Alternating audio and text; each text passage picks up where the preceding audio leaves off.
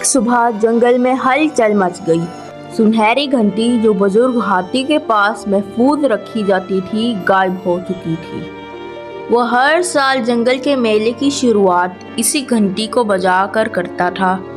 तमाम जानवर जमा हो गए। किसी ने जोर से कहा, मैंने कल रात को रीछ को हाथी की झोंपड़ी के पास देखा था।